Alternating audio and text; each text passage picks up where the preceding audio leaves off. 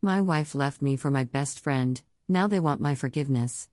I never imagined that the two people I trusted the most would betray me like this.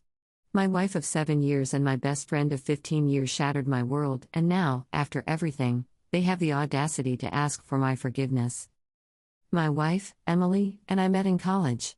She was everything I had ever wanted: smart, kind, and beautiful. We got married in our late 20s and built a good life together. We had a nice home, stable careers, and a future that seemed solid. My best friend, Ryan, had been in my life since we were kids. We grew up in the same neighborhood, played on the same football team, and had each other's backs through everything. He was the kind of guy everyone liked: charming, funny, and always the center of attention. Ryan and Emily got along well, which I always saw as a good thing. I never thought twice about it. I trusted them both completely. Looking back, I should have noticed the red flags. It started with little things. Emily began to be distant, always on her phone, laughing at texts she wouldn't show me. When I asked who she was talking to, she would brush it off with, "Just a friend from work." Ryan also started acting strangely. He wasn't around as much, always making excuses for why he couldn't hang out. When we did see each other, he seemed almost guilty, like he was avoiding eye contact. I chalked it up to stress. I had been working long hours, trying to get a promotion, and maybe I had been neglecting Emily. I made a plan to surprise her with a weekend getaway, just the two of us.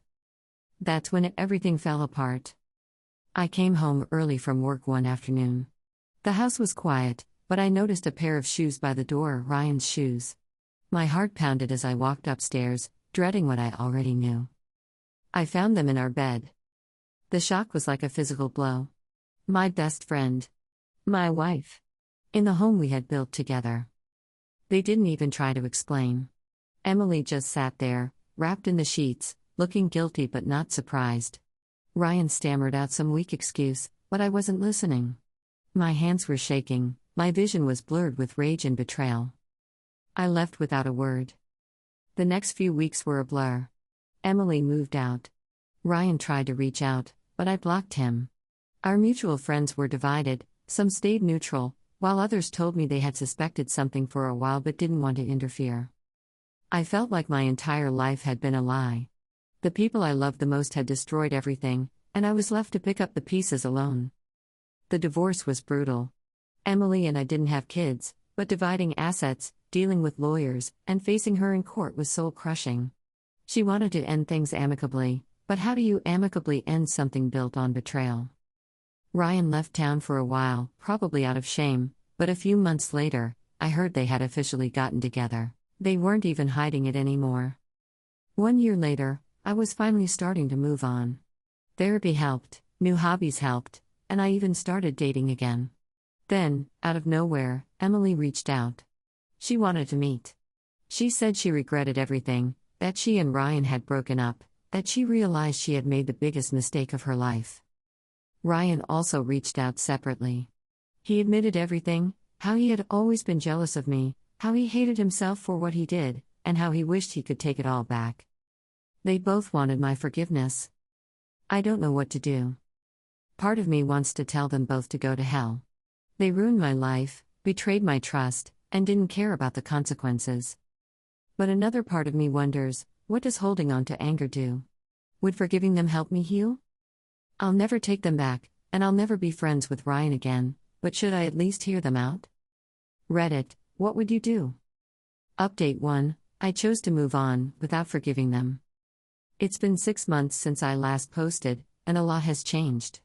I read every single comment on my post, and while opinions were divided, the general consensus was clear: I owed them nothing. For a while, I wrestled with the idea of forgiveness. Some people said I should do it for my own peace of mind, not for them. Others told me to cut them out completely and never look back. In the end, I decided on a middle ground. I moved on, but I didn't offer them the closure they were looking for. A week after she reached out, I agreed to meet her. Not because I wanted to, but because I needed to see for myself if she had really changed, or if she was just looking to ease her guilt. She looked different. Not physically, but emotionally. The confident, carefree woman I had once loved was gone. She was nervous, fidgeting with her hands, unable to hold eye contact. She started crying before she even said a word. She told me she regretted everything.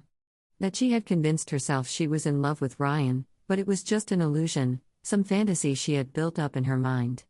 She said that the moment the reality of their relationship hit, it all came crashing down. Apparently, their relationship lasted less than 6 months. Once the excitement of sneaking around was gone, they realized they had nothing real. She told me she hated herself for what she did, that she lost not just me but also the life we had built. She begged for forgiveness, saying she didn't expect me to take her back but just wanted me to know how sorry she was. I listened to everything. I didn't interrupt. And when she was done, I simply said, "I hear you. But your regret doesn't undo what you did." I told her I had no desire to stay in touch. I wasn't going to waste any more of my life dwelling on the past, but I also wasn't going to give her the peace of mind she was looking for. She cried harder, but I walked away. Ryan's apology was even more pathetic. He didn't ask to meet in person. Instead, he sent me a long email detailing how much he missed our friendship, how he had ruined his own life by betraying me, and how he wished he could take it all back. He even had the nerve to say he understood if I wasn't ready to forgive him yet. As if forgiveness was just a matter of time, like I'd eventually get over it and we could be best friends again. I didn't respond. I blocked his email and moved on with my life. The past year has been one of the hardest of my life, but also one of the most transformative. I hit rock bottom, but I climbed back up. Therapy helped. New friendships helped. And most importantly, I found someone who actually respects and values me. I met someone new a few months ago. It's still early, but she's incredible. She treats me with kindness and honesty, things I didn't realize I was missing until I experienced them with someone who truly cares. Looking back, I'm grateful for one thing: I didn't let my past define me. I didn't become bitter or jaded. I didn't let their betrayal break me. Forgiveness? Maybe someday, for my own sake. But not today. And definitely not for them. They made their choices. And I made mine. I chose to move on. Final update: I ran into Ryan, and it confirmed everything. It's been another 6 months since my last update, and I wasn't planning to post again. But something happened recently that made me realize just how far I've come, and how little has changed for them. I hadn't seen or heard from Ryan since I ignored his email and blocked him everywhere. But life has a funny way of throwing curveballs. A few weeks ago, I was out with my girlfriend at a nice restaurant when I saw him. He was sitting at the bar, alone, hunched over a drink. At first, I wasn't sure if I should acknowledge him or just walk past. But before I could decide, he saw me. He looked rough. Not just physically, but in a way that told me life hadn't been kind to him. His expression changed from surprise to regret in an instant.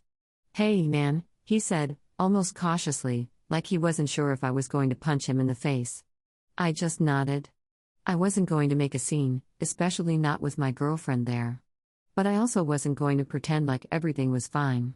He took a deep breath, looked down at his drink, and then said, "I don't expect anything from you, but I just want to say it again: I was an idiot. I lost my best friend for what? Nothing. I don't know if you'll ever be able to forgive me, but I just want you to know that I'd do anything to take it back." I just stared at him for a second. Not because I was angry, I had already moved past that, but because I realized something in that moment. I didn't feel anything anymore. No hatred. No sadness. No need for revenge. Just indifference. I had spent so much time thinking about how much they had hurt me, wondering if I'd ever get justice or closure. But now, I didn't need anything from him. I had already won. So I just looked at him and said, "I don't hate you, Ryan. But I don't care anymore." And with that, I walked away.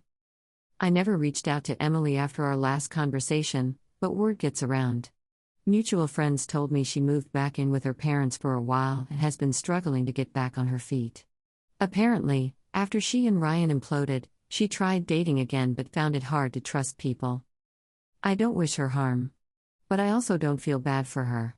She made her choices, and she has to live with them. I don't think about them much anymore. I'm happy, truly happy. My relationship with my girlfriend is stronger than ever, and I finally understand what it means to be with someone who genuinely respects and values me. If there's one thing I've learned from all of this, it's that betrayal doesn't define you. What defines you is how you rise from it. And I did. This is my final update because, honestly, this chapter of my life is closed. And it feels damn good. Top comment from another fellow Redditor. Man, this is the most satisfying ending I could have hoped for. You didn't just move on, you thrived. And the fact that Ryan is sitting alone at a bar, drowning in regret, while you're out living your best life with someone who actually respects you? That's karma working in real time. You handled that encounter with pure class. You didn't need revenge or some dramatic confrontation. Just telling him I don't care anymore probably hit him harder than anything else you could have said. Because that's the worst part for people like him, they want to believe they still matter. And you proved that they don't. Enjoy your new life, man. You earned it.